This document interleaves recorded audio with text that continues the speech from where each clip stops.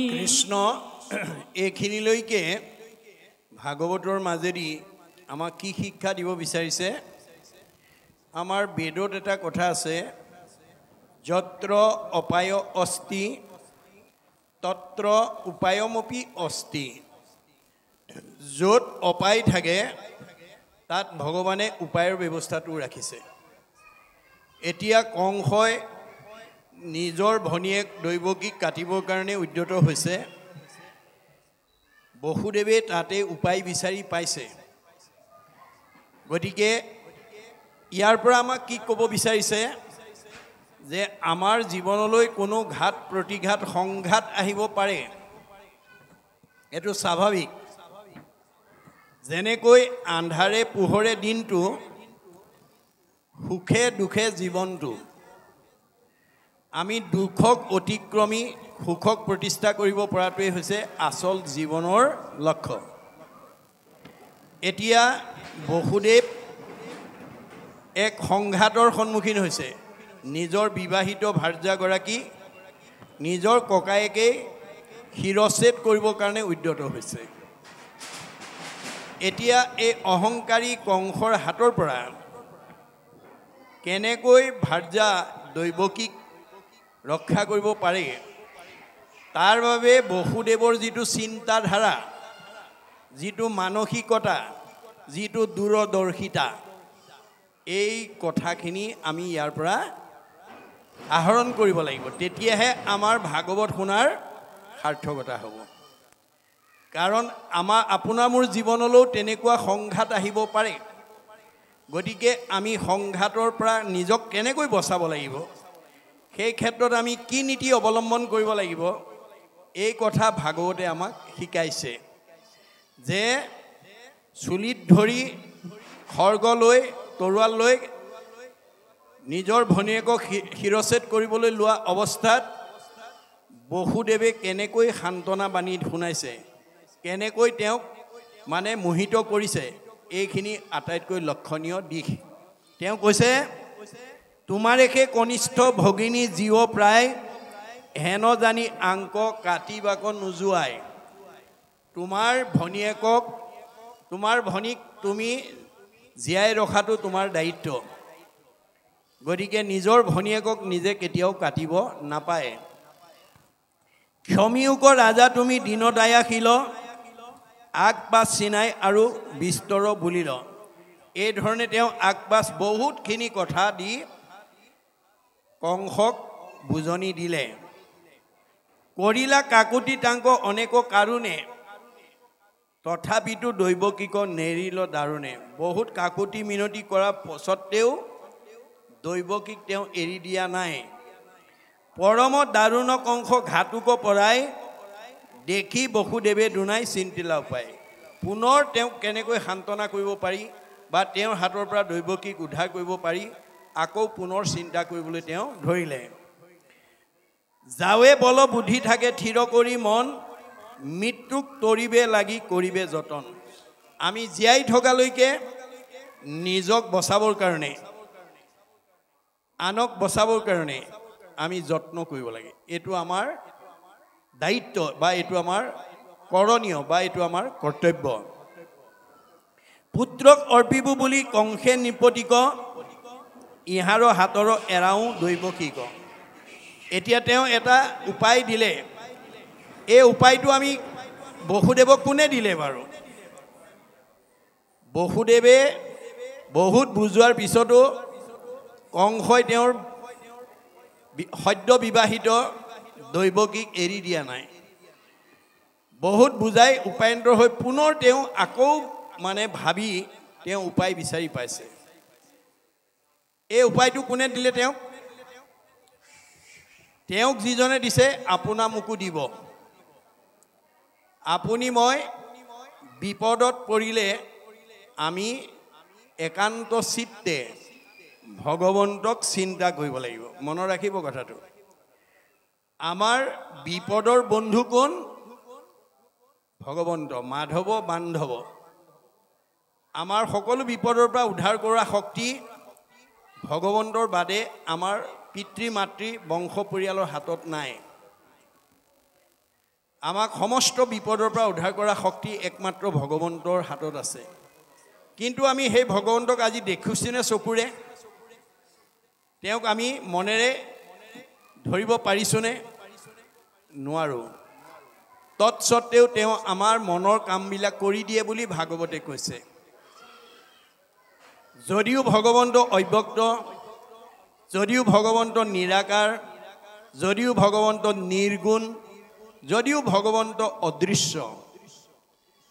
তেওঁ আমাৰ হৃদয়ত দৃশ্যমান হয় বুলি কৈছে কেতিয়া যেতিয়া আমি তেওঁৰ নাম লওঁ অব্যক্ত ঈশ্বৰ হৰি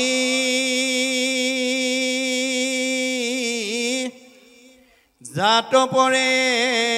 নাহি নাহি পৰম পুৰুষ ভগৱান ভক্তজনে লইলে নাম পূৰ্ণ কৰি মন কাম অন্তৰতে দেই সমিধান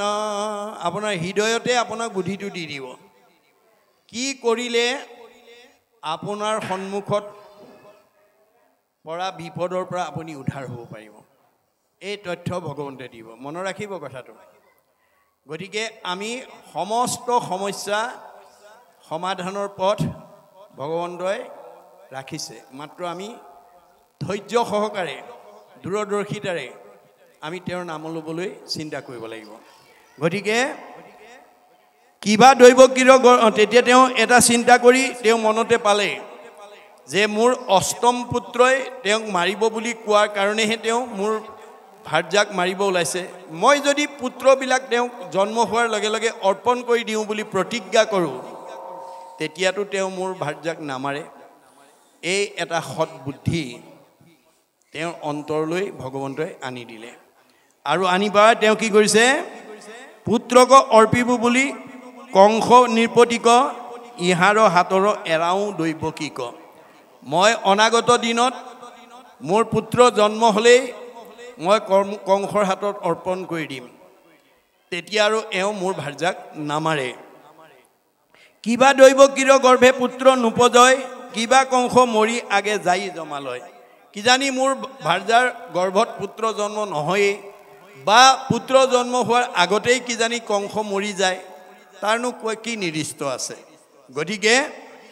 কংসু যেবে নমৰয় পুত্ৰ হুৱে জাত তাৰ হাতে হুৱৈ কিবা তাৰে স্কন্ধপাত মোৰ পুত্ৰও জন্ম হ'ব কংসও নমৰে কিজানি মোৰ পুত্ৰৰ হাততেই কংসৰ মৃত্যু আছে তাকনো কোনে জানে আগপাছ মনত ৰাখিব আগপাছ আমি ভাবি চিন্তি সমস্যা সমাধানৰ পথবিলাক আমি উলিয়াব লাগিব এইটো আমাৰ মানুহৰ দায়িত্ব আৰু এইটো এটা আমাৰ কৰ্তব্য কোনে বুজিবে ক বিপৰীত দৈব্য গতি হেন পৰা মৰিষ কৰিয়া মহামতি দৈব্যৰ গতি কোনে জানে এই কথা চিন্তা কৰি তেওঁ এটা সিদ্ধান্ত ল'লে দহে অন্তৰ্গতে মন দুখ মুখত হাসন্ত ঘাতুক কংসক হেন শুনাই বুলি লন্ত যদিও অন্তৰ দগ্ধ হৈ আছে মুখত হাঁহি মাৰি এটা আনন্দ ভাৱেৰে সৈতে তেওঁ কংসক কথাখিনি কৈছে শুনিলাহা ৰাজা যেন আকাশী বচন দৈৱকীত হন্তে নাহি তোমাৰো মৰণ তুমি যিটো আকাশী বাণী শুনিলা মহাৰাজ সেইটোতো দৈৱকীৰ কাৰণে নহয় দৈৱকীটো তোমাক নামাৰে তাহান পুত্ৰক যেবে হৈল মৃত্যু ভয় সম্পিব তোমাতে উপজিলে পুত্ৰ ছয় তাইৰ গৰ্ভত হোৱা পুত্ৰৰ পৰাহে তোমাৰ মৃত্যুৰ কথা ভাবিছা বা আকাশী বাণীয়ে কৈছে গতিকে তুমি তেওঁক মাৰিব নালাগে মই তোমাক প্ৰতিজ্ঞা কৰিছোঁ তেওঁৰ যদি অনাগত দিনত পুত্ৰ জন্ম হয় মই লগে লগে তোমাৰ হাতত সমৰ্পণ কৰিম এই বুলি তেওঁ এটা বুদ্ধি উলিয়ালে হেন শুনি দৈৱকীক এৰি মহাবলী পৰৱৰ্তী আপোনাৰ গৃহকো গৈলা চলি যে এই বুলি যেতিয়া মানে বসুদেৱে প্ৰতিজ্ঞা কৰিলে কংসই তেতিয়া তেওঁ দৈৱকীক এৰি দি নিজৰ গৃহলৈ গুচি গ'ল দেখি বসুদেৱ মনে মহাতুষ্ট হৈলা ভাৰ্যাই সহিতে নিজৰ মন্দিৰকো গৈলা আৰু কংস নিজৰ ঘৰলৈ গুচি যোৱাৰ লগে লগে তেওঁ ভাৰ্যাক লৈ নিজৰ মন্দিৰত প্ৰৱেশ কৰিলে জানিলন্ত অষ্টপুত্ৰ আৰু এক কন্যা জানিলন্ত অষ্টপুত্ৰ আৰু এক কন্যা কতো দিন অন্তৰে দৈৱকী মহাধন্যা জন্মিলন্ত অষ্টপুত্ৰ আৰু এক কন্যা কিছুদিনৰ পিছত তেওঁৰ 8টা পুত্ৰ আৰু এগৰাকী কন্যা জন্ম হ'ল কীৰ্তিমন্ত নামে পুত্ৰ ভৈলা প্ৰথম সন্তানটোৰ নাম হৈছে কীৰ্তিমন্ত বসুদেৱে দিলা নিয়া কংসৰ হাতত প্ৰথম সন্তানটো কীৰ্তিমন্ত নামৰ সন্তানটো জন্ম হোৱাৰ লগে লগে কংসত অৰ্পণ কৰি দিছে এৰিলন্ত পুত্ৰ যেবে অসত্যক দৰে কোননো দুষ্টেজ আছৈ হৰি ভকতৰে যে তেতিয়া কংসই এই প্ৰথম পুত্ৰটো তেওঁৰ মৃত্যুৰ ভয়ৰ কাৰণ নহয় বুলি এৰি দিলে গতিকে কোননো দুষ্টেজ আছৈ হৰি ভকতৰে ঈশ্বৰত ভক্তি থকা মানুহৰ কোনো বিপদ আহিব নোৱাৰে মনত ৰাখিব আপুনি ভগৱন্তৰ ভকত হওক সকলো বিপদৰ পৰা ভগৱন্তই ভকতক ৰক্ষা কৰে এয়া হৈছে ভকত বৎসল ভগৱন্তৰ কাম ভগৱন্তই নিজতকৈও ভকতক ভাল পায় ভকতক কেতিয়াও বিপদত পৰিবলৈ নিদিয়ে যিজনৰ মনমগ্ন ভৈল কৃষ্ণ পাৱে আন কোনো বস্তু হিতু মুখ্যকো নাচাৱে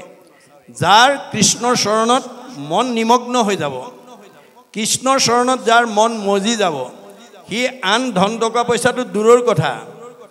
মুখ্যকো নিবিচাৰে অৰ্থাৎ মুক্তিও নিবিচাৰে ভকতে মুক্তিও নিবিচাৰে মায়াৰ ৰচনা পুত্ৰ ভাৰ্যা ধন জন জানি হবে তেজী ভজা কৃষ্ণৰ চৰণ আমি দেখা ধন জন পুত্ৰ ভাৰ্যা এইবোৰ সব মায়া আজি আছে কালিলৈ নাই গতিকে এইবিলাকৰ মাজত থাকিও আমি যাতে কৃষ্ণক ভজিব পাৰোঁ তাৰ প্ৰতি গুৰুত্ব দিব লাগিব হুত দ্বাৰা বিত আদি সপোনৰ প্ৰায় এটিক্ষণে আছে দেখা এটিক্ষণে নাই ধন জন টকা পইচা আজি আছে কালিলৈ নাই এইবোৰ সপোনৰ সম্পত্তিৰ নিচিনা গতিকে কংসে বোলৈ বসুদেৱক কিনো পুণ্যশালী এৰি দিলা পুত্ৰক সত্যক প্ৰতিপালি আৰু কংসয়ো বসুদেৱক প্ৰশংসা কৰিছে যে তুমি কেনেকুৱা পুণ্যশালী লোক যে তুমি সত্যৰ ওপৰত ভিত্তি কৰি নিজৰ সন্তানকো মোৰ হাতত সমৰ্পণ কৰি দিছা এইখিলৈকে আমাৰ পদৰ কথাখিনি গৈছে ইয়াৰ পৰৱৰ্তী পদে আমাক কি ক'ব বিচাৰিছে আমি পুনৰ পদবন্ধে আলোচনা কৰিম মই পাঠকক পাঠ আৰম্ভ কৰিবলৈ আহ্বান জনাইছোঁ কৃষ্ণ অহাকিবলৈ নিউইটো সৱাল তোমাৰ আতহন্তে কিছু ভয় নাহিকে আমাৰ তোমাৰ অষ্টম পুত্ৰ ভৈলে দিবায়ানি সেহিহে মোহৰ মৃত্যু শুনিয়া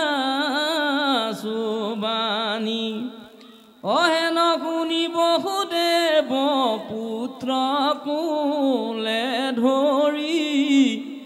আপোন গৃহক গৈলা মইনো পৰিহৰি নগৈলা সঞ্জাত কুৰ কংসৰ বচনে আন বুলি আন কৰৈ অসতি দুৰ্জনে ৰাম শুনিও কখৰ বজনে কৃষ্ণৰ চৰিত্ৰ আতপৰে আন পুণ্য নাহিকে কলিত লবি আছা জন্ম যিটো ব্ৰহ্মাৰ বাঞ্ছিত জানি জন্মে কৰা প্ৰাণ কৃষ্ণ কথায় অমৃত ক্ষণিক সংসাৰ বিলম্বত কাৰ্য নাই চিন্তামণি জন্ম হেৰাই হাততে হেৰাই ওরাম নাহিকে চেতন কাল অজগরে গিলে ধন জন জীবন যাইবে কয়ে কতিলে যত দেখা ভারে যা পুত্র হরবে অকারণ সাই মাত্র থাকে কালে ধরে যেতি ক্ষণ বিষয়ৰ সুখয়ে তিলে কৰি সুৰ যমৰ কি কৰে ধৰি নিবে যমপুৰ যমৰ মূৰ্তিক দেখি হৰাইবে চেতনা দুৰ্ঘুৰণৰকে পেলাই ভুঞ্জাইবে যাতনা কহে ন জানি কৃষ্ণৰ চৰিত কৰা সাৰ তেবে খেতাৰিবা ঘূৰ সংসাৰ বিচাৰি শাস্ত্ৰৰো পাইবা এহি যুগুটি কৃষ্ণৰ নামে সাধে ভকতি মুকুটি ৰাম কলিৰ পৰম ধৰ্ম জানা হৰি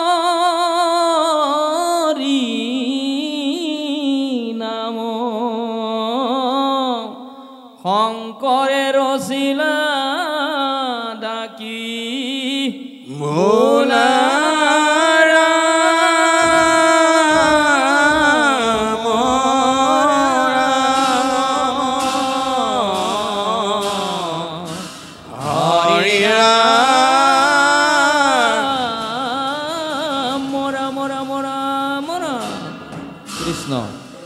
এতিয়া পৰৱৰ্তী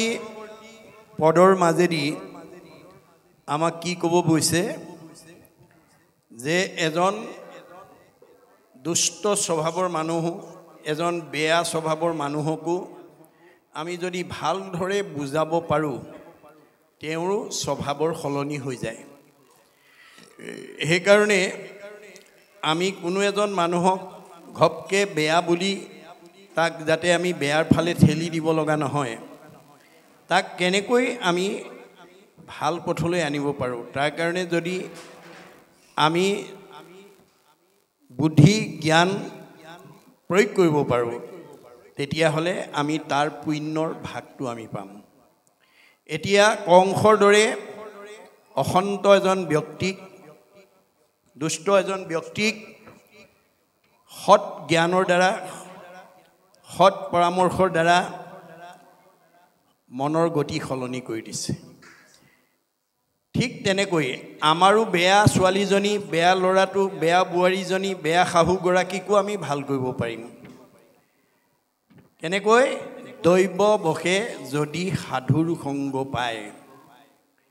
নিস্তে জানা তাহাৰ স্বভাৱ দূৰ হয় এটা বেয়া ল'ৰাও ভাল হৈ যাব এজনী বেয়া ছোৱালীও ভাল হৈ যাব বেয়া বোৱাৰীও ভাল হ'ব বেয়া শাহুও ভাল হৈ যাব যদি ভাল মানুহৰ সংগ দিব পৰা যায় এই কথা আমি গুৰুত্ব দিব লাগিব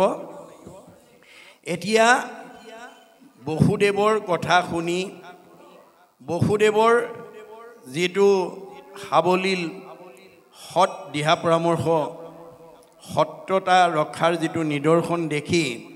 হাঁহৈ বুলৈ নিউ ইটো সোৱাল তোমাৰ আতহন্তে কিছু ভয় নাহিকে আমাৰ কংসই ক'লে নাই নাই এওঁক তুমি লৈ যোৱা এওঁৰ কাৰণে মোৰ কোনো মৃত্যুৰ ভয় নাই তোমাৰ অষ্টম পুত্ৰৰ হাততহে মোৰ মৃত্যুৰ ভয় আছে বুলি কৈছে তোমাৰো অষ্টম পুত্ৰ ভৈলে দিবা আনি সেহিহে মুহুৰ মৃত্যু শুনি আছোঁ বাণী যে তোমাৰ 8 নম্বৰ সন্তানটোৰ পৰাহে মোৰ মৃত্যু হ'ব বুলি মই আকাশী বাণী শুনিছোঁ গতিকে এওঁৰ পৰা নহয় এওঁক তুমি লৈ যোৱা হেন শুনি বসুদেৱে পুত্ৰ কুলে ধৰি আপোনক গৃহক গৈলা মন্যু পৰিহৰি সকলো দুখ বেদা এৰি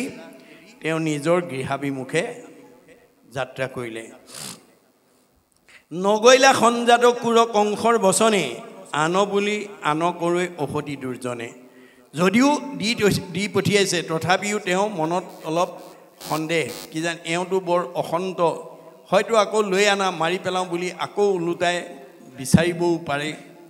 এনেকুৱা মনৰ এটা ভাৱনা তেওঁ অন্তৰত জাগৃত হৈছে এইখিনিলৈকে আমাক কথাখিনি কোৱাৰ পিছত গুৰুজনাই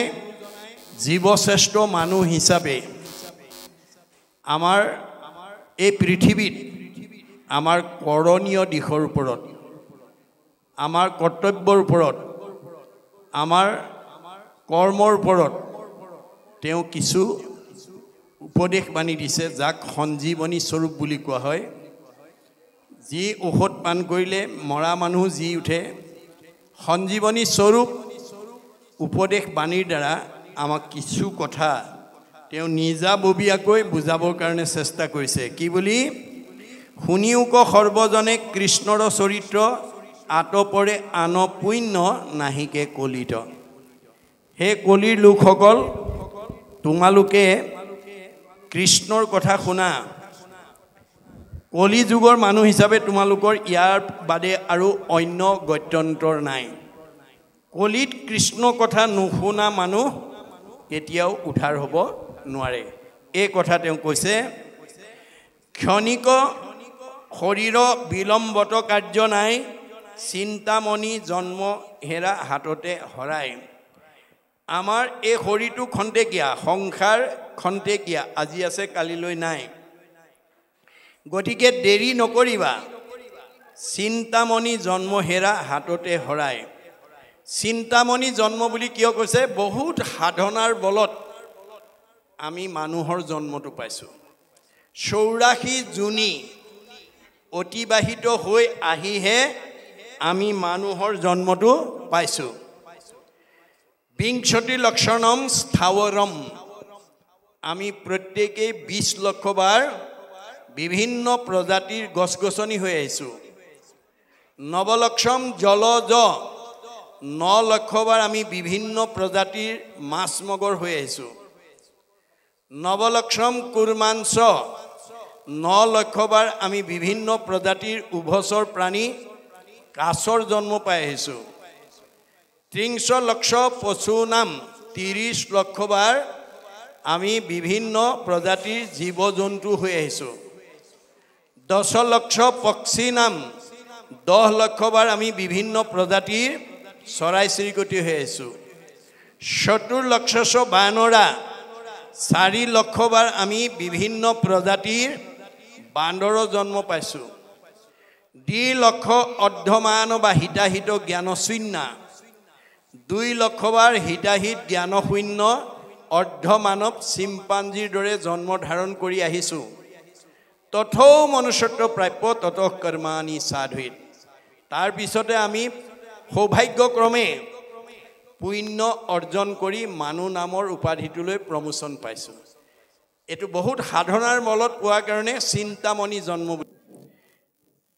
এই জন্মটো যাতে আমি বিঠা হৈ যাবলৈ দিব লগা নহয় তাৰ কাৰণে আহ্বান জনাইছে নাহিকে চেতন কাল অজগৰে গিলে ধনজন জীৱন যাইবেক একতিলে কাল নামৰ সাপটোৱে আমাক দিনে দিনে গিলি আছে অৰ্থাৎ সূৰ্য উদয় আৰু অস্ত যোৱাৰ লগে লগে আমি এদিন এদিন মৃত্যুৰ ফাললৈ আগবাঢ়ি গৈ আছোঁ গতিকে কৈছে যে নাহিকে চেতন কাল অজগৰে গিলে আমাৰ আজি চেতনা নাই আমি বহুত মানুহে এই কথাটো নাভাবো মই যে দিনে দিনে মৃত্যুৰ মুখলৈ গৈ আছোঁ এই কথাটো আমাৰ বহুতে নাভাবে বৰংচ কি ভাবে মই সদায় জীয়াই থাকিম বুলি ভাবে আমাৰ সমাজত সদায় জীয়াই থাকিম বুলি ভবা মানুহৰ সংখ্যা বেছি যিবিলাক মানুহে সদায় জীয়াই থাকিম বুলি ভাবে সেইবিলাক মানুহে আনক দুখ দিবলৈ আঘাত দিবলৈ অন্যায় কৰিবলৈ ঠগ প্ৰবঞ্চনা কৰিবলৈ সীমা ঠেলিবলৈ ভয় নকৰে কোনবিলাক মানুহে এনেকুৱা কাম কৰে যিবিলাকে সদায় জীয়াই থাকিম বুলি ভাবে সি আনক দুখ কষ্ট দি হলেও নিজে সুখী হোৱাৰ কথা ভাবে মন ৰাখিব কথাটো আমাৰ সমাজত এতিয়া আনক দুখ কষ্ট দি হলেও মই কেনেকৈ সুখী হ'ব পাৰো মই কেনেকৈ ধনী হ'ব পাৰো মই কেনেকৈ উন্নতি কৰিব পাৰো তেনেকুৱা চিন্তা কৰা মানুহৰ সংখ্যা বেছি কিন্তু তেওঁ নাজানে আনক হিংসা কৰিলে আনক দুখ দিলে আনক আঘাত দিলে আমাৰ পাপ হ'ব পাপায় পৰপীড়নম গতিকে আমি যদি পৰক দুখ দিওঁ আমাৰ পাপ হ'ব আৰু পাপ হলে আমাৰ জীৱনলৈ দুখ দুৰ্গতি নামি আহিব আৰু আয়ুস কমি যাব আয়ুস কাটি দিব আনক দুখ কষ্ট দিয়া মানুহক ভগৱানে কেতিয়াও 100 বছৰ ভোগ কৰিবলৈ নিদিয়ে মন ৰাখিব কাৰবাৰ যদি তেনেকুৱা স্বভাৱ আছে আজি ইয়াতে এৰিব দেই কাৰবাক হিংসা কৰা দুখ দিয়া আঘাত দিয়া স্বভাৱ যদি আছে ইয়াতে এৰিব ডক্টৰ সৰ্বপল্লী ৰাধাকৃষ্ণনে কৈছে we need not cut down the tree to gather the fruit এজোপা গছৰ ফলখিনি পাবৰ কাৰণে গছজোপাৰ গুৰিটো কাটিব নালাগে আমি নিজক প্ৰতিষ্ঠা কৰিবৰ কাৰণে নিজৰ শান্তিৰ কাৰণে আনক দুখ দিব নালাগে দুখ দিব পাৰিব কিন্তু পাপায় পৰপীড়নম পৰক দুখ দিলে আমাৰ পাপ হ'ব পাপ হলে আমাৰ জীৱনলৈ অবাঞ্ছিত দুখ কষ্ট নামি আহিব আৰু আয়ুসটো আমাৰ কমি যাব আমাৰ যাতে আয়ুস কমিব লগা নহয় তাৰ কাৰণে ভাগৱত শুনিবলৈ আহিব লাগিব কাৰবাৰ যদি আয়ুস বঢ়াবলৈ মন আছে ভাগৱত শুনিবই লাগিব ভাগৱত নুশুনা কোনো বিদ্যাৱন্ত ধনৱন্ত শ্ৰীমন্ত সম্পদশালী লোকে 100 বছৰ ভোগ কৰিবলৈ নাপায় মন ৰাখিব কথাটো ভাগৱত শুনি বেয়া এৰি ভাল ল'ব লাগিব বেয়া এৰি ভাল লোৱাটোৱেই বৈজ্ঞানিক দৃষ্টিভংগী আমি জীৱনৰ বেয়া ভাৱ বেয়া চিন্তা বেয়া কৰ্ম বেয়া খাদ্যবিলাক যেতিয়ালৈকে ত্যাগ কৰিব নোৱাৰিম তেতিয়ালৈকে ভগৱানে দিয়া 100 বছৰ আমি ভোগ কৰিবলৈ নাপাম গতিকে ভাগৱতত আমাৰ নিয়ম বান্ধি দিছে সেইকাৰণে কৈছে ধনজন জীৱন যাইবেক একতিলে আমি যিমানবিলাক ধন টকা পইচা গাড়ী মটৰ পকা ঘৰ দুৱাৰ ঘটিলো সেইবোৰ আমি ইয়াতে এৰি থৈ যাব লাগিব নিব নোৱাৰো যত দেখা ধন শৰীৰৰ স্ৰজন মৰিলে লগে নাযায় লগত নিব নোৱাৰা ধনকে যাতে আমি ঘটি থাকিব লগা নহয় সেইকাৰণে লগত নিয়া ধন ঘটাৰ পৰিৱেশ আমি পাইছো 4 দিন শৰীৰ ভগতি পৰম সম্পত্তি ইহ পৰলোকে পায় এই 4 দিন যিসকলে শুনিলে তেওঁলোকে পৰকালৰ ধন ঘটি ললে পৰকালৰ ধন মাধৱৰ নাম তাক লোৱা গলে বান্ধি ঐতো এতিক্ষণে এৰা আলজাল পাছে মৰি বাহা কান্দি নাই ইমান গৰমত যাব নোৱাৰি দেই এতিয়া নামঘৰত গৈ ইমান গৰমত বহি থাকিব নোৱাৰি বৰষুণ দিলে ক'ব ইমান বৰষুণ নোৱাৰি ঠাণ্ডাত ক'ব ইমান ঠাণ্ডা নোৱাৰি গৰম হলে ক'ব ইমান গৰমত নোৱাৰি বিভিন্ন কাৰণ দেখুৱাই আপুনি যদি এনে ধৰণৰ পৰকালত ধন ঘটা ঠাইলৈ নাহে আপোনাৰ জীৱটোৱে কান্দি থাকিব লাগিব পৰকালত ধন মাধৱৰ নাম তাক লোৱা গলে বান্ধি ঐতো এতিক্ষণে এৰা আলজাল পাছে মৰি বাহা কান্দি আজি আমাৰ নাৰায়ণপুৰ শ্ৰী শ্ৰী ফুলনি থানৰ এলেকাত বাস কৰি থকা বহুত গৃহস্থ কান্দি আছে ভাগৱতৰ মতে আমাৰ ভাগৱতৰ মতে এই একে নাৰায়ণপুৰৰ 4 সীমাতে বসবাস কৰি আছে কিন্তু বহুতে কান্দি আছে কিয় অৰ্থনীতিয়ে কৈছে অভাৱ অসীম অভাৱৰ সীমা নাই নিৰ্দিষ্ট অভাৱবিলাক সীমিত মুখ্যতম অভাৱ 3টা অন্ন বস্ত্ৰ সংস্থাপন আজি ফুলনি থানৰ বা নাৰায়ণপুৰৰ 4 সীমাত বসবাস কৰি থকা বহু গৃহস্থীয়ে দুবেলা দুমুঠি মনে ভবা মতে খাবলৈ নোপোৱাৰ কাৰণে ল'ৰা ছোৱালীক খুৱাব নোৱাৰাৰ কাৰণে কাষৰ মানুহঘৰে আজাদিত নিজেও খাইছে ল'ৰা ছোৱালীকো খোৱা দেখি অভাৱী ঘৰে কান্দি আছে বস্ত্ৰ সমাজত খাপ খোৱা এযোৰ বস্ত্ৰ নিজে পিন্ধিব নোৱাৰাৰ কাৰণে ল'ৰা ছোৱালীক পিন্ধাব নোৱাৰাৰ কাৰণে কাষৰ মানুহ ঘৰে নিজেও পিন্ধিছে ল'ৰা ছোৱালীকো পিন্ধোৱা দেখি অভাৱী ঘৰৰ মানুহে কান্দি আছে সংস্থাপন এতিয়া বিজ্ঞানৰ যুগ সুইচ টিপিলেই পোহৰ হ'ব লাগে সুইচ টিপিলেই গিৰ্জাত পানী গৰম হ'ব লাগে সুইচ টিপিলেই পানী উঠা নমা কৰিব লাগে ইত্যাদি ইত্যাদি কোনোবাই সকলো অভাৱ পূৰণ কৰিছে কাষৰ মানুহ ঘৰে তেনেকৈ অভাৱ পূৰণ কৰিব নোৱাৰি কান্দি আছে ইত্যাদি ইত্যাদি সীমা একেটাই দুখবিলাক বেলেগ বেলেগ ক'ৰ পৰা আহিল একে নাৰায়ণপুৰতে বাস কৰিছোঁ একে পৰিৱেশতে আছোঁ একে আহাৰ পানী খাইছোঁ একে বায়ু সেৱন কৰিছোঁ আমাৰ মতেতো চবৰে সুখ দুখ একেই হ'ব লাগিছিলে কিন্তু বাস্তৱত যদি আমি চাওঁ একে নহয় কিন্তু এটা বিষয় একেই হেতু হৈছে কি সুখবিলাক চবৰে একেই বুলি কৈছে দাৰ্শনিক পণ্ডিতে কৈছে যে অকল নাৰায়ণপুৰত বাস কৰা সকলেই নহয় পৃথিৱীত যিমান সুখী মানুহ আছে সব একেই বুলি কৈছে all happy families are alike but unhappy families are unhappy in their own fashion পৃথিৱীত যিমান বিলাক দুখী মানুহ আছে সবৰে দুখবোৰ বেলেগ বেলেগ মই গোটেই পৃথিৱীটো বাদ দিলোঁ নাৰায়ণপুৰকে উদাহৰণ হিচাপে লৈছোঁ যে নাৰায়ণপুৰৰ কোনোবা দম্পতীয়ে বিয়া পাতিছে সতি সন্তান হোৱা নাই হেতু দম্পতি হেতু দুখ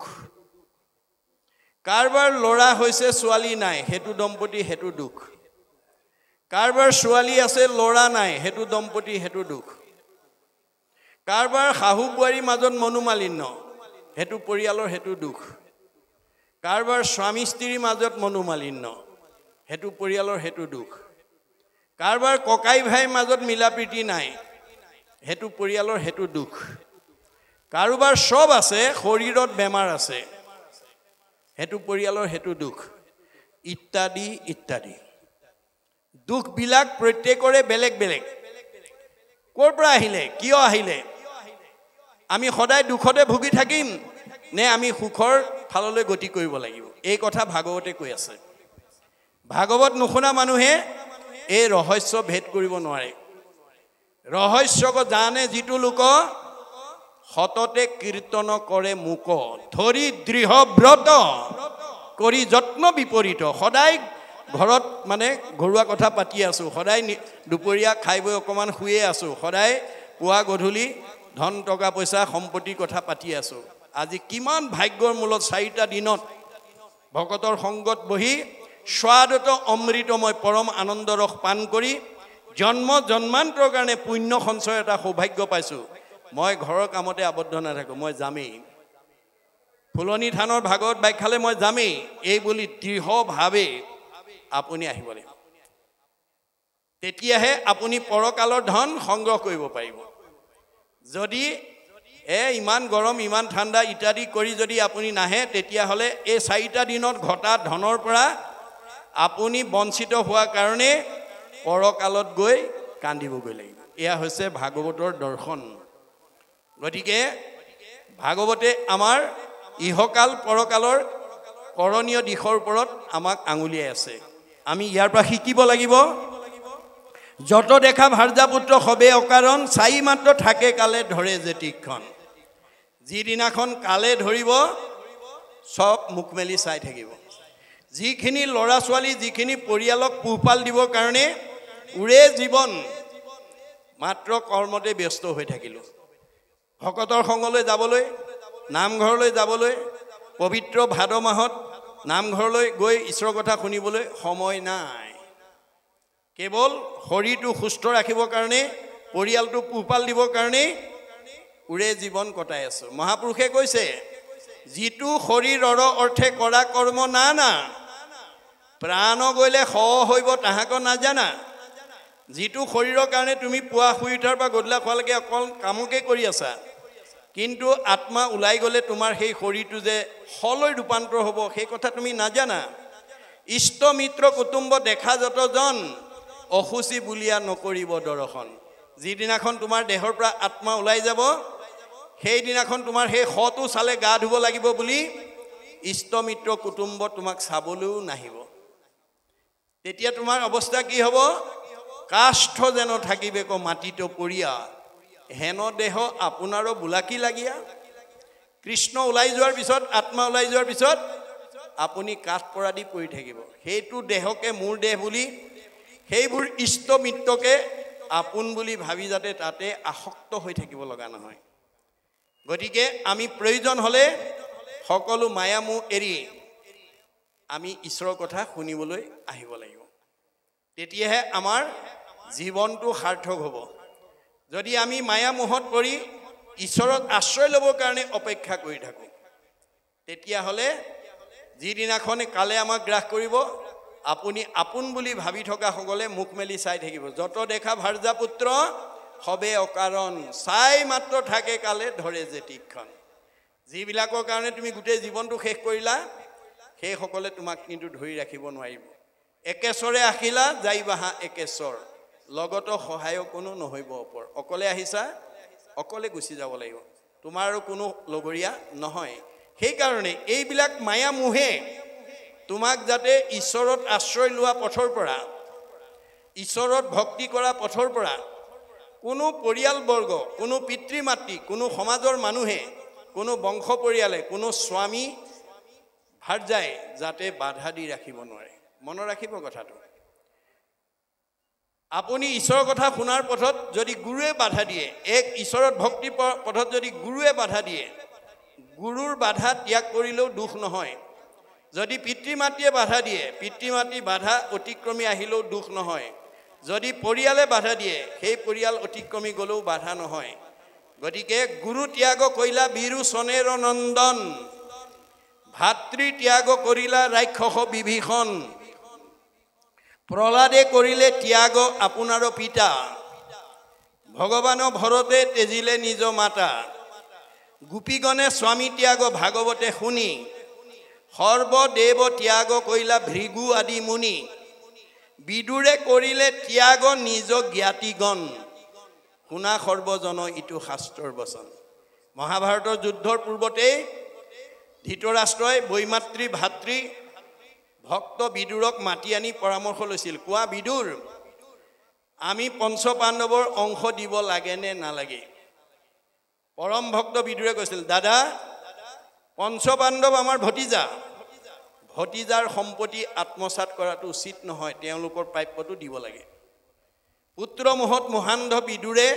ধৃতৰাষ্ট্ৰই বিদুৰৰ এই সৎ পৰামৰ্শ নামানিলে আৰু ভতিজাক দুৰ্যোধনে অকথ্য গালি পাৰিলে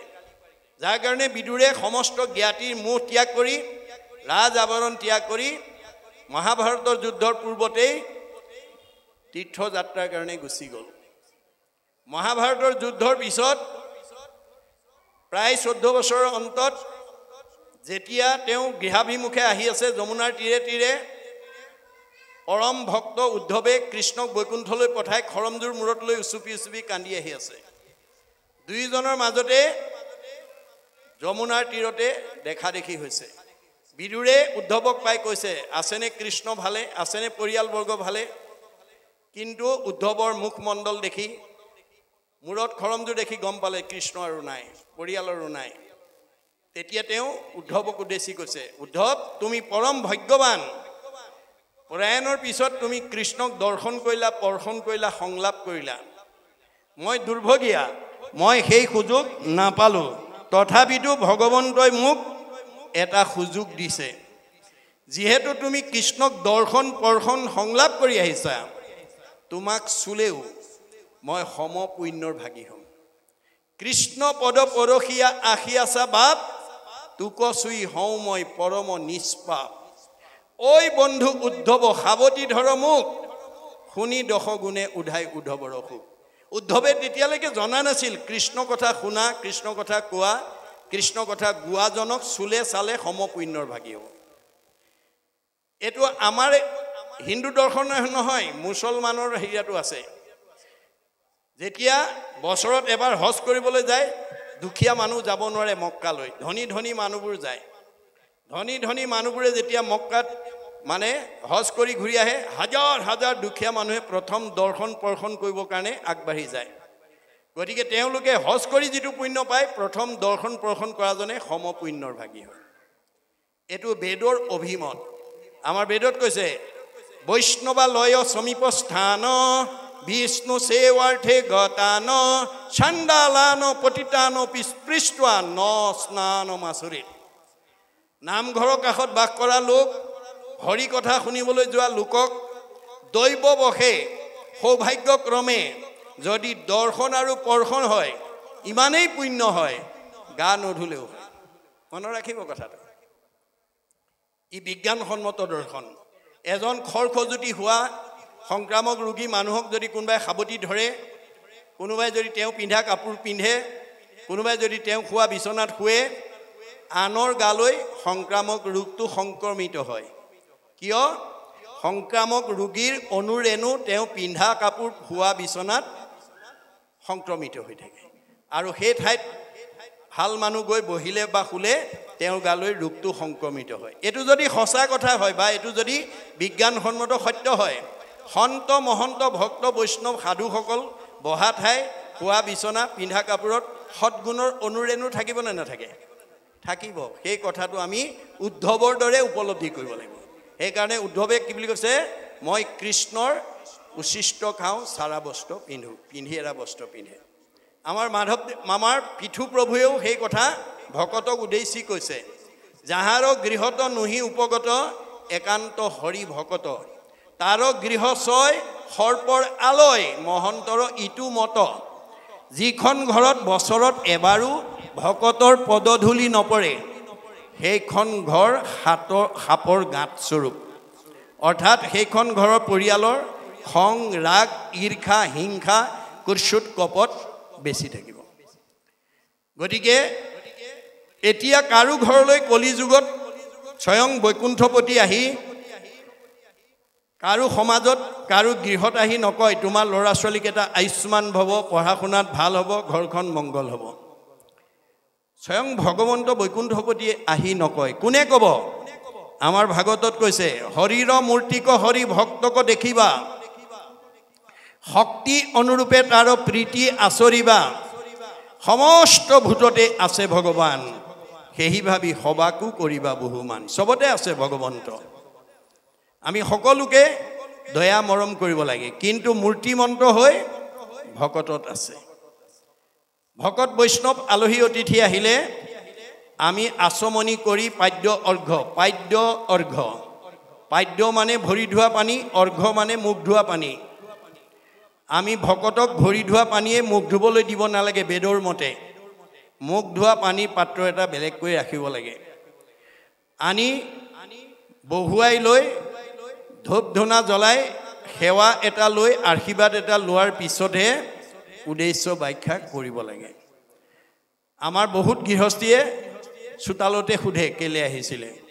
বোলে বাপক লগ কৰিব আহিছিলোঁ নাই নহয় এই মাত্ৰ বজাৰ কৰিবলৈ গ'ল বোলে হয় নেকি বোলে হয় তেনেহ'লে যাওঁগৈ বোলে যোৱাগৈ আৰু আমাৰ ভগৱন্ত স্বৰূপ ভকতক বহুতে চোতালৰ পৰাই পঠিয়াই দিয়ে তেনেকুৱা অভ্যাস যদি কাৰোবাৰ আছে আজিৰ পৰা এৰিব আপোনাৰ ওচৰৰে হওক আঁতৰে হওক মানুহজনৰ দেহটোহে ওচৰ আঁতৰ আছে আত্মাৰ ওচৰ আঁতৰ নাই আপুনি ওচৰৰ আলহীজনক বহুৱাই সেৱা এটা ল'লেও তেওঁ অ হৰি অ ৰাম বুলি ক'ব আঁতৰজনক বহুৱাই সেৱা কৰিলেও অ হৰি অ ৰাম বুলি ক'ব অ হৰি মানে হৰতি পাপ ইতি হৰি সেই আত্মাটোৱে ভগৱন্তক কৈ দিছে প্ৰভু এই ঘৰখনৰ এই পৰিয়ালটোৰ সকলো পাপবিলাক তুমি হৰণ কৰি লৈ যোৱা অ ৰাম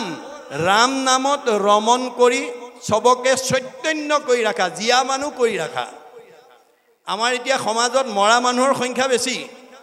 কপিলে সেইকাৰণে মাকক কৈছে মা তুমি জীয়া মানুহৰ দৰে থাকিবলৈ শিকিবা মাকে কৈছে বুপাই মৰা মানুহ আছে নেকি মা মৰা মানুহৰ সংখ্যা এতিয়া পৰিয়ালত সমাজত পৰিৱেশত বেছি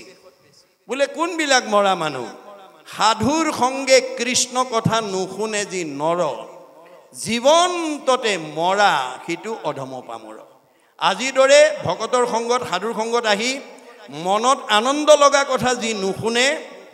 সি মনত বেয়া লগা কথাই শুনি থাকিব লাগিব যাৰ মনটো সদায় বেয়া লাগি থাকে হেতু জিয়াতে মৰা মাকে ক'লে ভূপাই জিয়া মানুহ হ'বলৈ কি কৰিব লাগিব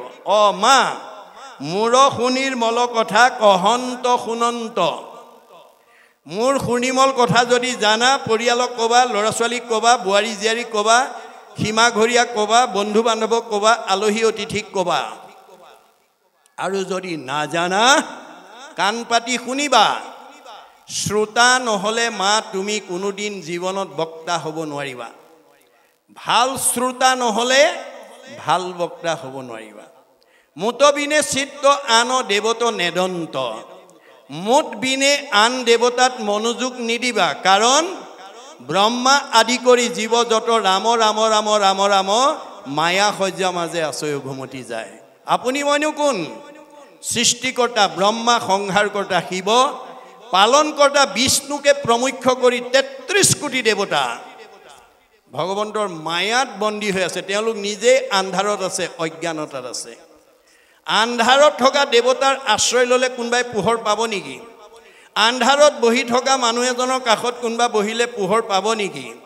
ক'ত বহিব লাগিব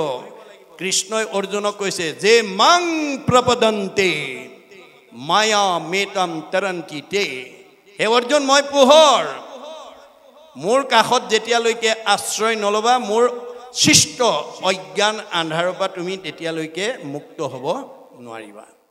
পৰম আনন্দ আহি মনত মিলয় তেবে তাকো আৰু তিনি তাপে নচুয় আনন্দ আপুনি বিচাৰিব নালাগে আপোনাৰ ঘৰ বিচাৰি আনন্দ আহিব আপুনি মাত্ৰ ঈশ্বৰৰ কথা কওক আৰু শুনক গাওক শ্ৰৱণ কীৰ্তন কৰি গাবলৈ যত্ন কৰক আপোনাৰ ঘৰলৈ আনন্দ নিজে আহিব দুখ আপুনি বিচাৰিব নালাগে দুখ আপোনাৰ ঘৰলৈ নিজে আহিব আপুনি অনাচাৰ বেবিচাৰ ভ্ৰষ্টাচাৰ কৰক আনক দুখ আঘাত দিয়ক আপোনাৰ ঘৰলৈ দুখ নিজে নামি আহিব কাৰণ আপুনি আনক দুখ কষ্ট দিলে পাপ হ'ব পাপ হ'লে দুখ কষ্ট নামি আহিব আমি দুখ কষ্ট বিচাৰিব নালাগে দুখ কষ্টহে আমাৰ ঘৰ বিচাৰি ফুৰিব ভকতে মুক্তি বিচাৰিব নালাগে মুক্তিহে ভকতৰ পিছে পিছে ঘূৰি ফুৰে মাত্ৰ আপুনি অবিদ্যা নাশৰ কাৰ্যসূচী হাতত লওক অবিদ্যা নাখিলে আনো বিভূতি যতেক ভকতৰ পিছে পিছে ফুৰয় প্ৰত্যেক আজিৰ দৰে অনুষ্ঠানলৈ আহি মনৰ যিবিলাক সংকীৰ্ণতা মনৰ যিবিলাক অন্ধবিশ্বাস মনৰ যিবিলাক কুসংস্কাৰ মনৰ যিবিলাক কুপৰম্পৰা সেইবোৰ আপুনি মনৰ পৰা আঁতৰ কৰি দিয়ক আপোনাৰ আনন্দ আপোনাৰ ঘৰলৈ নিজে আহিব পৰম আনন্দ আহি মনত মিলয় তেবে তাকো আৰু তিনি তাপে নচয় তিনিটা তাপে ভগৱন্তৰ সৃষ্ট তিনিটা তাপে আমাক প্ৰতিক্ৰিয়া কৰিব নোৱাৰে ভগৱন্তৰ তিনিটা তাপত আমি প্ৰত্যেকেই কম বেছি পৰিমাণে ভুক্তভোগী হৈ আছো ভুক্তভোগীসকলেহে জানে কি কৰ্ম দুখত আপোনাৰ ব্যক্তিগত জীৱন পাৰিবাৰিক জীৱনত পৰিয়ালত কিছুমান দুখ বেদনাই আপোনাক জৰ্জৰিত কৰি আছে ভুক্তভোগীসকলেহে জানে কিন্তু তিনিটা তাপৰ সূত্ৰ আমাক বেদত দিছে কি বুলি ভগৱন্তৰ সৃষ্ট তিনিটা তাপ আদি ভৌতিক আদি দৈবিক আধ্যাত্মিক এই তিনিটা তাপে আমাক প্ৰত্যেককে কম বেছি পৰিমাণে তাপগ্ৰস্ত কৰি ৰাখে কেনেকৈ প্ৰথম তাপটো হৈছে আদি ভৌতিক তাপ ই আমাৰ মন আৰু দেহলৈ কেনেকৈ প্ৰতিক্ৰিয়া কৰে বেদত কৈছে মৃগ পক্ষী মনুষ্যাদয় সৰীসৃপা দৈস ৰাক্ষসয় নিৰ্ণং জন্যতে আদি ভৌতিক মৃগ পক্ষী সৰীসৃপ প্ৰাণী সাপ বেং কুমজেলেকুৱা ভূত প্ৰেত পিশাচ মানুহ অৰ্থাৎ ভগৱন্তৰ সৃষ্টিৰ পঞ্চভৌতিক প্ৰাণীৰ দ্বাৰা আমাৰ এই পঞ্চভৌতিক দেহলৈ যিবোৰ দুখ নামি আহে অবাঞ্ছিতভাৱে সেইবিলাক হৈছে আদি ভৌতিক তাপ কেতিয়াবা কাৰোবাক হঠাতে কুকুৰে কামুৰে কাৰোবাক মেকুৰীয়ে আচুৰে কাৰোবাক কেতিয়াবা বিছাই ডাকে কাৰোবাক কেতিয়াবা কুমজেলেকুৱাই কামুৰে কাৰোবাক কেতিয়াবা সৰ্পই দংশন কৰে কাৰোবাক আকৌ কেতিয়াবা মানুহেই মাৰি আঘাত কৰে ইত্যাদি ইত্যাদি পঞ্চভৌতিক প্ৰাণীৰ দ্বাৰা পঞ্চভৌতিক দেহলৈ যিবোৰ দুখ নামি আহে সেই দুখবিলাকক কৈছে আদি ভৌতিক তাপ আদি দৈবিক তাপে আমাৰ মন আৰু দেহলৈ কেনেকৈ প্ৰতিক্ৰিয়া কৰে বেদত কৈছে শীত উষ্ণ বাতুবিশাম্বো বিদ্ৰুতাদি সমুদ্ৰম তাপদিজবৰ নিৰ্ণং জন্যতে আদি দৈবিক অতিপাত ঠাণ্ডা অতিপাত গৰম বতাহ ধুমুহা বিজুলী ঢেৰেকণি বানপানী ভূমিকম্প আকস্মিক দুৰ্ঘটনা বজ্ৰপাত এইবিলাকৰ দ্বাৰা কোনেও নভবাকৈ হঠাতে আমাৰ জীৱনলৈ যি দুখ নামি আহে এইবিলাক দুখক কৈছে আদি দৈবিক তাপ আধ্যাত্মিক তাপক দুটা ভাগত বিভক্ত কৈছে শাৰীৰিক আৰু মানসিক আমাৰ কাৰোবাৰ শৰীৰত যদি অৰ্শ গোলম পিত্ৰ কেঁচুমুৰীয়া মূৰৰ বিষ পেটৰ বিষ দাঁতৰ বিষ কঁকাল বিষ কাৰোবাৰ যদি শৰীৰত কিবা ৰোগ ব্যাধিয়ে যদি আক্ৰমণ কৰি আছে তেওঁ যিমান ধন ঐশ্বৰ্য সম্পত্তিৰ মাজতে নাথাকক কিংবা শৰীৰত বেমাৰ থকা মানুহ কেতিয়াও সুখী হ'ব নোৱাৰে এইটো হৈছে আধ্যাত্মিকৰ শাৰীৰিক তাপ মানসিক তাপ 6 প্ৰকাৰে আহে ক্ষুধা তৃষ্ণা জৰা মৃত্যু শোক মোহ ভোকত যদি এমুঠি খাব নাপায় শৰীৰে কষ্ট পাব পিয়াহত এগিলাচ পানী খাব নাপালে শৰীৰে কষ্ট পাব জৰা এটা সময়ত কিচকিচিয়া চলি ৰিং মাৰিলে শুনে এমাইললৈকে দেখে কমনীয় দেহা মানে টান টান বস্তু চুবাই যাওঁ বুলিলে যায় খাওঁ বুলিলে খায় কালৰ অতৰ্কিত গতিত কিচকিচিয়া চলি মৰাপাতৰ দৰে বগা হ'ল দৃষ্টিশক্তি কমিল শ্ৰৱণ শক্তি কমিল দাঁতবিলাক খুলুক ধুলুক হ'ল মানে শৰীৰ খুতুৰা খুতুৰ পৰিল যাওঁ বুলিলে যাওঁ খাওঁ বুলিলে খাওঁ বোলা দেহাৰ মুখৰ আগত এমুঠি নিদিলে খাবলৈ নোপোৱা হ'ল সেই সময়ত আপোনাৰ অতীতৰ স্মৃতি ৰোমন্থন কৰি এনেকৈ খাইছিলোঁ এনেকৈ আছিলোঁ এনেকৈ গৈছিলোঁ এতিয়া কি হ'ল এই বুলি অতীতৰ স্মৃতি ৰোমন্থন কৰি মনলৈ যি দুখ আহে হেতু কৈছে আধ্যাত্মিকৰ মানসিক তাপ কেতিয়াবা আপোনাৰ আত্মীয়জন মৰিলে দুখ পায় কেতিয়াবা মনে ভাল পোৱা বস্তু হৰণ ভগন হ'লে দুখ পায় আৰু আমি মৃত্যুৰ ভয়ত সকলো ত্ৰস্তমান হৈ থাকোঁ এই তিনিটা তাপে আমাক প্ৰত্যেককে তাপগ্ৰস্ত কৰি ৰাখিছে কপিলে কৈছে মা তুমি যদি দৈনন্দিন জীৱনত মোৰ সুনিৰ্মল কথা ক'ব আৰু শুনিব পাৰা তোমাক এই তিনিটা তাপে ক্ৰিয়া কৰিব নোৱাৰিব পোহৰত থকা মানুহজনৰ ওচৰলৈ আন্ধাৰ যেনেকৈ যাব নোৱাৰাটো বিজ্ঞানসন্মত সত্য মোৰ সুনিৰ্মল কথা কৈ শুনি ভক্তি কৰা জীৱটোৰ ওচৰলৈ মোৰ সৃষ্ট তিনিটা তাপ যাব নোৱাৰাটো তেনেকৈ সত্য এই সত্যৰ সন্ধান আমাক দি আছে তাৰ পিছত কৈছে বিষয়ৰ সুখ একতিলে কৰি চোৰ জমৰ কিংকৰে ধৰি নিবেশ জমপুৰ আমি যিবিলাক বিষয় সুখত আসক্ত হৈ আছিলোঁ কোনবিলাক বিষয় সুখ কাম ক্ৰোধ লোভ মোহ উত্তম বিষয় ইহাক চেদিলে হৈব দৃঢ় পৰিচয় এই লোভবিলাক যেতিয়া আমি সামৰিব পাৰিম বা আঁতৰ হৈ আহিব পাৰিম তেতিয়াহে আমি ভগৱন্তৰ লগত পৰিচয় হ'ব পাৰিম কাম ক্ৰোধ লোভ মোহ বিষয় কাম ক্ৰোধ লোভ মোহে মোহিত সকল নাপাইবে উদ্ধাৰ সখী সত্যে যাইবে তল যিবিলাক মানুহ কামনা বাসনাতে আসক্ত হৈ থাকে সেইবিলাক মানুহ কেতিয়াও উদ্ধাৰ হ'ব নোৱাৰে সি তললৈ যাব আত্মঘাতী হ'ব উপায় গুৰুজনে উপায় দিছে কি কাম ক্ৰোধ লোভ মোহ বিষয় আক্ৰোশে নুচুয় মোৰ ভকতক একো দুখে তুমি যদি মোৰ ভকত হ'ব পাৰা এইবিলাক দুখে তোমাক স্পৰ্শ কৰিব নোৱাৰে গতিকে ভকত পদুম ফুলৰ সদৃশ পদুম ফুল যেনেকৈ পানীতে বোকাতেই সৃষ্টি হয় পানী বুকাই যেনেকৈ পদুম ফুলক লিপ্ত কৰি ৰাখিব নোৱাৰে সন্ত মহন্ত ভক্ত বৈষ্ণৱ সাধুসকল মই দিয়া ধন ধান টকা পইচা গাড়ী মটৰ পকা ঘৰ দুৱাৰৰ মাজতে থাকে কিন্তু সেইবিলাকৰ মোহে নামঘৰলৈ আহি ভকতৰ সংগলৈ আহি হৰি কথা শুনাৰ পৰা আঁতৰাই ৰাখিব নোৱাৰে এই গুণবিশিষ্টসকল পদুম ফুলৰ থাকে ব্ৰহ্মণা ধ্যায় কৰ্মাণি সংগং ত্যক্তে কৰোতি যশ লিপ্ততে নশ পাশুন পদ্ম পত্ৰম মিম্মম ভাস পদুম ফুল যেনেকৈ বোকা পানীত থাকিও নিৰ্লিপ্ত থাকে, সন্ত মহন্ত ভক্ত বৈষ্ণৱ গুণসম্পন্ন ব্যক্তিসকল বিষয় সংসাৰতে থাকে, কিন্তু তেওঁলোকক বিষয়ৰ মায়া মোহে ভক্তি পথৰ পৰা আঁতৰ কৰিব নোৱাৰে। তেওঁলোকৰ ভাৱনাবিলাক কাছৰ দৰে। কাছৰ ভাৱনা কি? বালিত কণী পাৰে, পানীত উমনি দিয়ে। বালিত কণী পাৰি পানীত উমনি দি বালিত কণী ফুটাই দিয়ে। অজেহেন কশ্যপে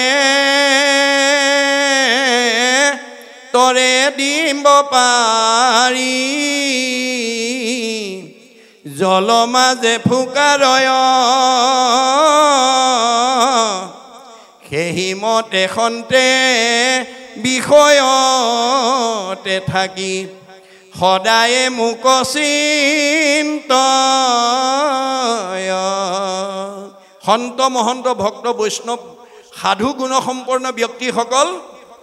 মই দিয়া ধন ধান টকা পইচা মাজতে গৃহস্থী সংসাৰতে থাকে, কিন্তু ভাৱৰ দ্বাৰা তেওঁলোকে মোক চিন্তা কৰি তাতেই মুক্তিৰ পথ প্ৰশস্ত কৰিব পাৰে। এই গুণবিশিষ্ট হ'বৰ কাৰণে মহাপুৰুষে আমাক আহ্বান জনাইছে। আৰু কি বুলি কৈছে? যমৰ মূৰ্তিক দেখি হৰাইবে চেতনা, দুৰ্ঘুৰ নৰকে পেলাই ভুঞ্জাইবে যান্তনা। যিদিনাখন আমি এই শৰীৰ এৰি যমদূতে যেতিয়া আমাক ধৰি নিব, যমৰ মূৰ্তি দেখি আমি চেতনা হেৰাই যাব আৰু দুৰ্ঘুৰ নৰকত আমাক যান্তনা ভোগাব। হেন জানি কৃষ্ণৰ চৰিত্ৰ কৰা সাৰ। এই কথা জানি কাণৰ শুনিব পৰা শক্তি থাকোঁতেই, চকুৰ দেখিব পৰা শক্তি থাকোঁতেই, ভৰিৰ আহিব পৰা শক্তি থাকোঁতেই, মুখে ক'ব পৰা শক্তি থাকোঁতেই আমি ঈশ্বৰত ভক্তি কৰিব লাগিব। এই কথা আমি উঠি অহা প্ৰজন্মক, পৰিয়ালক, সমাজক আমি এই জ্ঞানেৰে তেওঁলোকক আগবঢ়াই নিয়াত আমি চেষ্টা কৰিব লাগিব যে হেন জানি কৃষ্ণৰ চৰিত্ৰ কৰা সাৰ, তেৱেহে তৰিবা ঘূৰ সংসাৰৰ নিকাৰ। এই সংসাৰৰ যিবোৰ দুখ যান্তনাৰ পৰা আমি তেতিয়াহে নিজক উদ্ধাৰ কৰিব পাৰিম। বিচাৰি শাস্ত্ৰত পাইবা এহিহে যুগুতি, কৃষ্ণৰ নামেহে সাধে ভুকুটি মুকুটি। আপুনি কৃষ্ণ ভক্ত হওক মাত্ৰ, ভকত হ'বলৈ বেছি যত্ন কৰিব নালাগে। মাত্ৰ 3টা আখৰৰ গুণবিশিষ্ট হওক। ভ শব্দে ভগৱন্ত ভৱ বিমোচন, ভজন ভক্তিত তুষ্ট হুৱন্ত সিজন। ভগৱন্তই কাক ভাল পায়? মানুহৰ জন্ম পাই যি পুৱা গধূলি গাটো ধুই ধূপ ধূনা জ্বলাই ঈশ্বৰৰ নাম এটা লয়, উপাসনা কৰে, সেইটো ঈশ্বৰৰ প্ৰিয়। মাক বাপেকে কোন ল'ৰা ছোৱালীক ভাল পায়? যি ল'ৰা ছোৱালীয়ে মাক বাপেকক শ্ৰদ্ধা কৰে, ভক্তি কৰে, মৰম কৰে, আদৰ কৰে, সন্মান কৰে, কথা শুনে, হাক বচন মানে, দিহা পৰামৰ্শ মতে চলে, সেইটো সন্তান সকলো পিতৃ মাতৃৰ মৰমৰ। কোনোবা সন্তান হৈ যদি পিতৃ মাতৃক শ্ৰদ্ধা ভক্তি নকৰে, কথা নুশুনে, হাক বচন নামানে, দিহা পৰামৰ্শ মতে নচলে, সেইটো সন্তান যিমানেই বিদ্যাৱন্ত নহওক, যিমানেই শ্ৰীমন্ত নহওক, কোনো পিতৃ মাতৃৰ মৰমৰ হ'ব নোৱাৰে। এইটো যেনেকৈ বাস্তৱ সত্য। আমি কাৰ সন্তান? আমাৰ ভাগৱতত কৈছে, যিজনৰ তৃপ্তিত তুষ্ট হ'ব দেও, জানিবা সিজন পিতৃ এক কৃষ্ণ দেও। আমাৰ সকলোৰে পিতৃ কৃষ্ণ। সেই কৃষ্ণ পুজিবে দ্ৰব্য লাগে মাত্ৰ নাম, তেবে নৰে লভে ধৰ্ম মুখ্য অৰ্থ কাম। আমাৰ নিজৰ পিতৃক, মায়া পিতৃক পোহপাল দিবলৈ হ'লে পিন্ধাব লাগিব, খুৱাব লাগিব, আলপৈচান ধৰিব লাগিব। আমাৰ সকলোৰে পিতৃজনক আমি পিন্ধাবও নালাগে, খুৱাবও নালাগে, কানি কাপোৰ দিব নালাগে। সেইজন কৃষ্ণক আমি কেৱল নামেৰে পুজিব লাগে। নাম কাৰো পৰা ধাৰ কৰিব নালাগে। হিয়াৰ মাজে নামৰ ভাণ্ডাৰ, মুখে বাজ হয়। আমাৰ সকলোৰে হৃদয়ত হাজাৰ নাম ভগৱন্তই পুঞ্জীভূত কৰি ৰাখিছে, জমা কৰি ৰাখিছে।